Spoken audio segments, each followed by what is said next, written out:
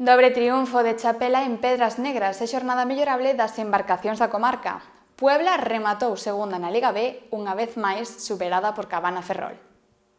A Liga Galega de Traiñeiras viviu esta fin de semana unha nova xornada na que os líderes das diferentes categorías reforzaron a súa condición. A Liga F e a A disputáronse en San Vicente do Mar, nas proximidades do Peirao de Pedras Negras, e un equipo levouse para casa as dúas bandeiras organizadas polo Mecos, e a Liga B fixo parada na Pobra, onde o conxunto local quedouse ás portas de deixar o triunfo na casa. A primeira cita do sábado foi a Liga F e estivo protagonizada pola cuarta bandeira feminina Virxe do Carme, cuarta en xogo nesta competición e que foi para Chapela. As de Redondela non deron opcións e pecharon a súa participación cun tempo de 23 minutos 42 segundos, con 20 segundos de marxe con Tirán e de 38 co terceiro, Mecos. Cabo da Cruz firmou o quinto mellor tempo, mentres que Rianxo pechou a clasificación. Na xeral, as vermellas son sextas e as rianxeiras novenas. Na Liga A repetiu o mesmo equipo como vencedor. Chapela non deu marxe aos seus rivais e suma xa 4 triunfos en 4 regatas, converténdose en líder indiscutible. San Bertolameu foi segundo e completou o podio Tirán. Urme foi a mellor embarcación da comarca e rematou sexta, mentres que Cabo foi última. Na xeral, Urme segue no sexto lugar, mentres que os crucenses son últimos. E a Pobra acolleu a segunda xornada da Liga B, a 20ª bandeira Concello da Pobra.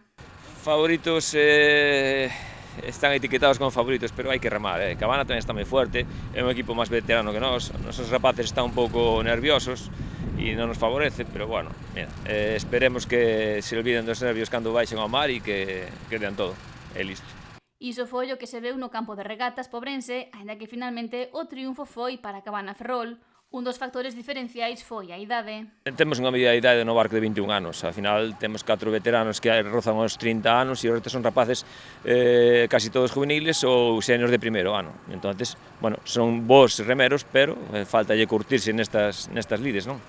Logo deste segundo posto, Puebla mantense no segundo lugar da xeral, nesta segunda xornada da competición, só superado por Cabana, pero aínda queda moita temporada. Home, a aspiración sempre é estar o máis arriba posible. Se podemos ser primeiros, moito mellor.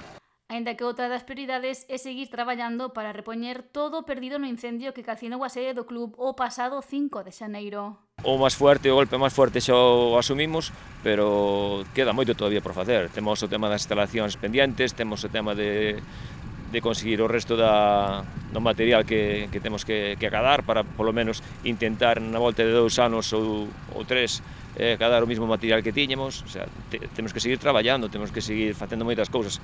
Que pasa? Que este ano é un ano moi complicado, está sendo un carrusel de emocións en todos os sentidos.